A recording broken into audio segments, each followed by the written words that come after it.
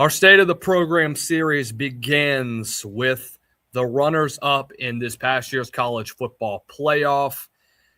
A team that could be better going into 2026 than they were this past year. Expectations are obviously high. A lot of brand new faces.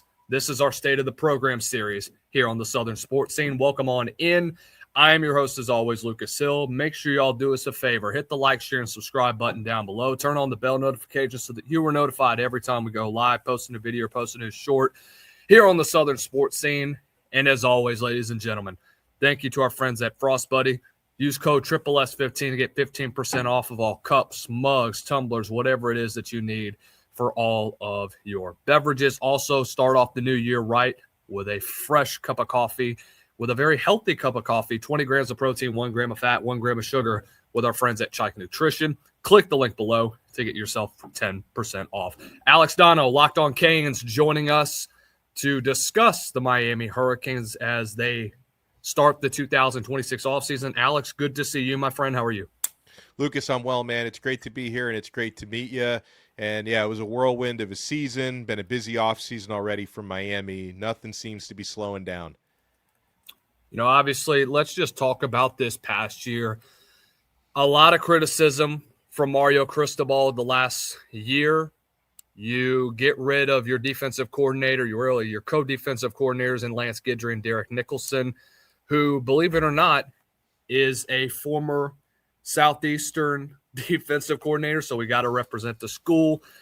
Seeing what he's been able to do, you bring in Corey Heatherman, and it's a night and day difference. You turn into one of the best pass rushing teams in all of college football, head to toe, much better compared to where you were this past year. Just talked about the difference that Coach Heatherman brought to that defense compared to what happened in 2024.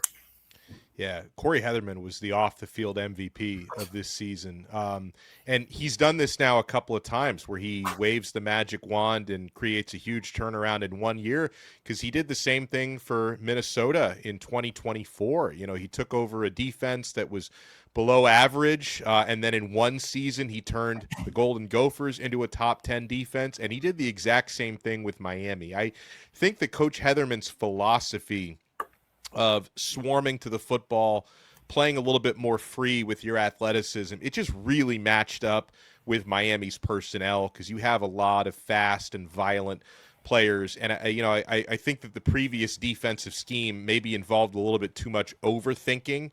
So I think Corey Heatherman, his style fit a lot better. And he also is the linebackers coach, and the linebackers had a pretty good year. You know, Wesley Basaint, who's going to be off to the NFL, but Mohamed Toure, who is coming back to Miami, he's going to provide some stability for that defense. And the unit just really performed, and a couple of the impact transfers in the back end, Jacoby Thomas at safety and Keontae Scott at nickel, both had really good years. And then, of course, up front, it started with Ruben Bain and Akeem Mesidor. So Coach Heatherman, I thought, just really pushed the right buttons. And, you rewind to the prior year, 2024, when Miami had Cam Ward on offense. They had the highest scoring offense in the country. It was really the defense that held them back and caused them to miss the playoffs in 2024. 2025, the offense was good, but not as good, but the defense was so much better. The team was a lot more balanced this past season. That allowed them to make the playoff run that they did. So, obviously, from an offensive standpoint, I thought that you had weapons around you. And I thought early on there was obviously talks about Carson Beck, possibly a Heisman contender. And then after the Louisville game and after the SMU game, that pretty much died down right after that. I was already skeptical of Carson Beck coming from Georgia. I've seen how he's played. I thought he looked rattled at times. I think his confidence kind of got shaken after he dealt with that AC joint sprain. Obviously, he was still struggling to throw the football at times. But I think now, with a quarterback like Darian Mensah that you got, and obviously that's a situation that calls for an episode of its own. We're not going to focus on the off-the-field stuff. We want to talk about the player itself.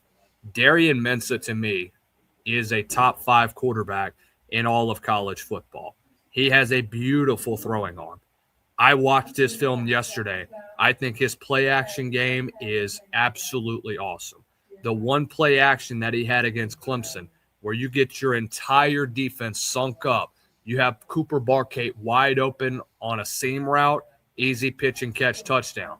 That's the type of athleticism and the type of talent that he's going to bring to Miami. And I think Shannon Dawson is going to open up a can of worms with him as your quarterback in 2026. Just talk to me about how he's going to fit into the system and what excites you about what Mensa is going to bring to Miami. Yeah, pretty much everything excites me about Darian Mensah. Like you mentioned, Carson Beck. Carson had some limitations, much more of an on-schedule guy. I do think Beck exceeded my expectations at Miami. I thought he had a very good year overall, but you have so many more options with a guy like Mensah who can do so many more things off schedule. And I think it's really important to have someone like that this year because I do think Miami's offensive line is going to be very good. That's a trademark of a Mario Cristobal coach team, but they did lose 4 offensive line starters from last year. So there's going to be a lot of new faces on the O-line, and so maybe if the pass protection does take a little bit of a dip, you've got someone like Darian Mensah who can extend plays and get outside the pocket. He's got so much more mobility. And I love the way he attacks downfield, Lucas. It's something he does a lot more of that than Carson Beck does. Mensah led the nation in passing attempts of over 20 yards through the air last year, but he also has a quick release when necessary. And I think that's what makes him a really good fit in a Shannon Dawson offense because Dawson likes to attack downfield the way that Miami did more so with Cam Ward, a little bit less with Carson Beck because you wanted to kind of protect the turnovers a little bit. So I think they'll unleash it downfield. But Shannon Dawson coming from that air raid Hal Mummy coaching tree, you also like to have the timing throws to get it to playmakers in space for yards after catch, especially when you've got someone like Malachi Toney and now Cooper Barkate joining that core. So I just look at Darian Mensah as someone who really doesn't have any limitations. There's nothing that he can't do. Like he can get you tough yards on the ground when necessary. He can extend plays. He can attack down the field. Like I'm not saying he's the perfect quarterback, but I think he's probably a little bit closer to Cam Ward than Carson Beck. So also I think it's worth noting that from where I sit, Mensah probably has a better supporting cast than Cam Ward did at Miami 2 years ago because I think Miami has more talent at receiver and running back in 2026 than they did in 2024 for Cam Ward. So I think the offense is going to be really good. When you look at where they are from a skill set standpoint, just from where you are, we'll get to the big boys in a little bit. But from where you have them right now with Toney, with Cooper Barkate, with Mark Fletcher coming back, do you think that this group is going to be better from a skill set standpoint compared to the last 2 years? Yeah, I honestly do. Malachi Toney comes off of a 1,200-yard season in terms of receiving yards and 13 total touchdowns. And, it's going to be really hard for opposing defenses to really key on Toney and put an extra guy on him when you add somebody like Barkate who comes off an 1,100-yard receiving season, with Darian Mensah as his quarterback from last year. Miami also added a couple of other kind of under-the-radar additions at receiver in Vandrevius Jacobs from South Carolina, who comes off a really good season, and Cam Vaughn from West Virginia. Miami's got some younger receivers who look really good. Joshua Moore, heading into his second season, is someone that I'm really excited about. He's 6'4", 215, really good at grabbing contested balls. He's got that size profile. Dalen Upshaw is another young receiver who's got a lot of shiftiness and really good speed. And then, you've got, you mentioned the running back room. I mean, it's not only Mark Fletcher back, which is a real blessing for Miami because he didn't have to come back. I mean, he wouldn't have been a first-round draft pick, but he definitely would have been drafted, and a lot of times running backs just make that decision to start your pro clock a little bit earlier because they don't tend to play as much into their late 20s and 30s as other positions do. So it's a blessing to have Fletcher back, but it's not just him, it's the entire running back room stays intact because they also have Marty Brown and Gerard Pringle, who both got big amounts of carries. Jordan Lyle, a lot of us were surprised that Lyle didn't transfer out because he had a breakout true freshman season 2 years ago, barely played in 2025. He was injured for part of the year, but a lot of people thought he might leave just based on how crowded the running back room is. So having him back is big. And so, yeah, I definitely think, tight end is a little bit of a question mark. Last year was a down year in terms of receiving yards for the tight ends. I mean, Elijah Lofton is someone who's got to step up, and probably the next guy up is going to be a true sophomore in Luka Gilbert. I guess the big advantage that Cam Ward had in 2024 was he had Elijah Arroyo had just a sensational season at tight end. But if I take the receiving core that Ward had 2 years ago and that Carson Beck had last year and compare it to what Darian Mensah is going to have this year with Malachi Toney being a year older, and you take another guy who had over 1,000 yards in Cooper Barkate, he's already played with before, I definitely think that this is the best shape that Miami's skill positions have been in for a number of years and better than the last couple of years. I covered Dre Jacobs this past year because I covered South Carolina. So when I tell you that when he's in the perfect offense, he can be a deep ball threat, I am very, very genuine when I say that. I've seen games where he's popped off. Missouri game is a great example that I look at last year. Lenore's targeted him a lot this past year, and I think that's what you're going to get. So with my next question for you, with Dre Jacobs coming in, does Malachi Toney stay in that slot, or do you see him moving more towards an outside receiver? Yeah, that's a really good question. I expect most of Toney's work to happen in the slot, but Dawson gets creative sometimes when they bring on four, and you're going to see Toney lining up wide every now and then. I think kind of his staple position would be in the slot.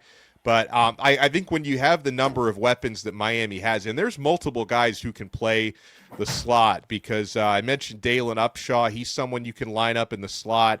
And Miami is bringing in a true freshman, Vance Spafford, who runs a 4.33 coming out of high school. I wonder if he might get some time in the slot as well. So, I mean, you're going to see Toney no matter what. You'll see him on the field for virtually every offensive snap, because unless he's like really tired, you're not going to take him out of the game too often. So you're probably going to see him move around a little bit, but I think primarily in the slot. On the defensive side of the ball, I think edge rush wise, I think you're almost getting exactly what Ruben Bain and Akeem Meisdor was this past year when you get a guy like Damon Wilson. I really like his tape. And what Missouri did from a defensive standpoint is really good. Their rush tendencies have been really amazing. I think he's got an arsenal of pass rush. I think he does have a bit of a weakness in run support. I think he gets bullied a little bit in base blocking. I do expect for him to get a lot better in that situation, knowing that he's going to be surrounded by a very physical Miami O-line that's going to push him, which I'm really excited about. I can't wait to get to see something similar to what you see in practice, just to help enhance his game. What's your expectations from this front seven? Obviously, after losing a lot, almost your entire starting front four from this past year, and knowing that you were able to rebound with a strong transfer portal class and obviously with a pretty good high school class coming in. Yeah, I mean, the Damon Wilson addition was massive, because even like had Miami not added him, I think they would have been okay in the pass rush, because they have a lot of talented guys, but not a lot of experience. So I think adding Wilson is so important, not just for what he's produced. I mean, 9 sacks and 54 pressures in the SEC last year was really impressive. Like, he had more regular season sacks than Ruben Bain had. Like, Bain did a lot of his damage in the playoffs when it comes to the stat sheet. But I think it's also important to have a guy like Wilson to be there to sort of mentor some of the younger pass rushers, right? I mean, Miami's got Marquise Lightfoot, who's going to be in his third year, who we expect a really good season from. He was kind of playing behind Mesidor this past year, and so he's going to see his role increase, but he's still relatively inexperienced. Hayden Lowe is going to be heading into his second year, had to miss his entire freshman season for a knee injury, really talented young pass rusher. For those guys to be able to learn and play with and behind a guy like Damon Wilson, I think is huge with his level of experience. And then, when it comes to the front four from Miami, I actually think Miami probably, obviously there's more questions on the edge. Anytime you lose guys like Bain and Mesidor, you're going to have some questions. But in the interior, that could be the strength of the defensive line this coming season. Miami was very fortunate to have Ahmad Moten, who could have opted for the draft, but he decided to come back for his final year to anchor that defensive tackle rotation. He'll be a starter for sure. Justin Scott, heading into his third year, is a former five-star recruit who was playing primarily behind Moten and David Blay, who's out of eligibility. So Scott's going to elevate probably into a starting role, but he played really well as sort of the third man in the defensive tackle rotation this year. Miami added Jarquez Carter from Ohio State, a young defensive tackle in the transfer portal. And I really think, especially between Ahmad Moten and Justin Scott, I think the defensive tackle rotation is going to be in really good shape. The linebacker room is interesting because at linebacker for Miami, it's like a couple of really old guys and a couple of really young guys. So Right. the anchors of the linebacker room, Mo Toure, who's I think heading into his 8th year now. I mean, don't ask me how that worked. He had a bunch of seasons lost to injury. And then Right. Chase Smith, who I think is in his 7th year. And then you've got Kellen Wiley heading into his 2nd year, Cameron Bobby Pruitt heading into his 3rd. And a couple of other younger linebackers. Actually, Kamal Bonner is another more experienced one who missed last season, mostly due to injury. But it's like the linebacker room is a mix of very old and very young.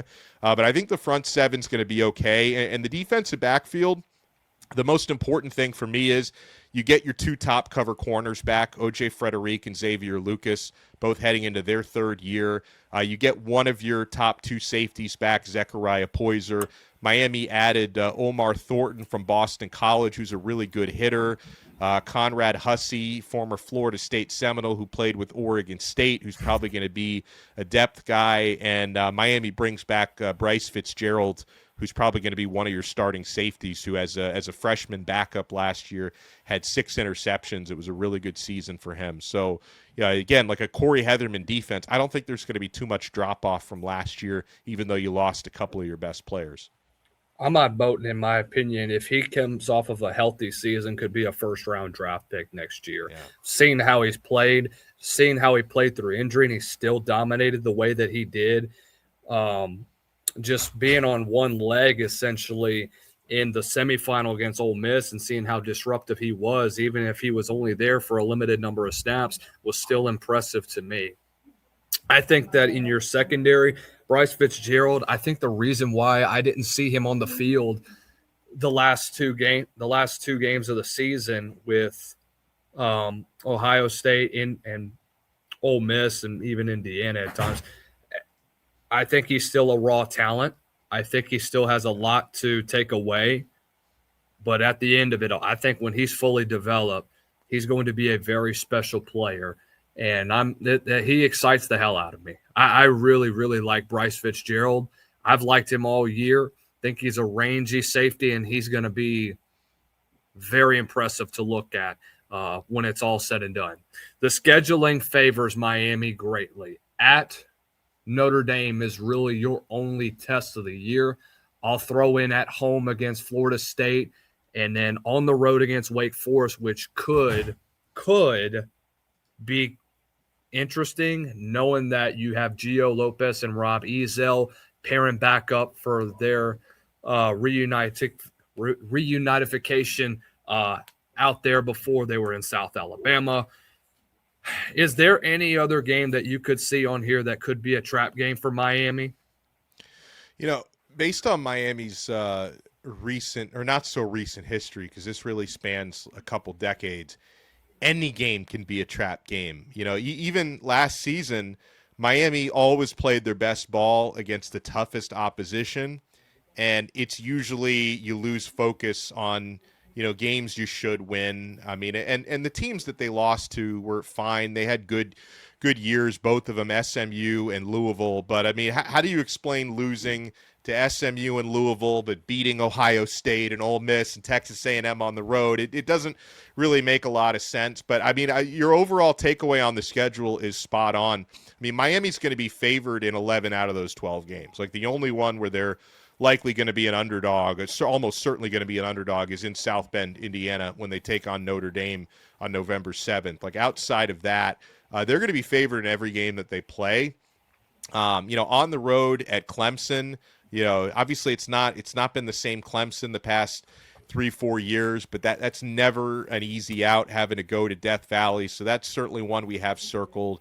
You always have Florida State circled on the schedule. I like that you brought up Wake Forest. Like, obviously that should be a win for Miami, but people don't realize Wake had a 9-4 season last year. Like, Wake Forest football, like they can sneak up on you, man. So there's no question about that. So it's like, when it comes to Miami, any game can be a trap game. It's just really about keeping your focus on for all 12 regular season games, because the schedule's easier this year than it was last year. I mean, Miami was originally going to have a matchup against South Carolina on the schedule, but since both of the SEC and the ACC moved to 9 conference games, they agreed to take that game off. A lot of teams are doing that around the country. They replaced them with Central Michigan, so it's an easier schedule. Like last year, you had Notre Dame as you do this year, but then you also had a game against Florida. You had a game against South Florida, who was pretty good last year. So the schedule a lot easier on paper this year than it was a year ago. So there's really no excuse to do worse than like 11-1, 10-2 in the regular season. So it's really about keeping focused and making sure none of those games become a trap game. Big season, obviously, ahead for the Miami Hurricanes. Excited to see what they bring in 2026. We got a long offseason ahead of us, but spring is right around the corner. Alex Donno, Lockdown Canes and Locked On ACC, joining us for our State of the Program series. Alex, we look forward to seeing you, man. Once again, ladies and gentlemen, thank you all for watching. This has been the Southern Sports Scene. Make sure y'all do us a favor. Hit the like, share, and subscribe button down below. Turn on the bell notifications so that you are notified every time we go live, posting a video or posting a short here on the Southern Sports Scene. Alex, where can we find all of your work, and where can we find you on the socials? Yeah, thanks so much for having me. You can find my work, you mentioned it, Locked On Canes and Locked On ACC. I host both of those shows. You can find them on Spotify, Apple Podcasts, YouTube, wherever you get your pods. You can find me on social media at Alex Donno on X, and I think it's at Alex Donno Miami on Instagram and TikTok. Find me there, and yeah, I love talking college football, and thank you again for having me. Alex, we appreciate your time, man. Have a great rest of the week. Thanks.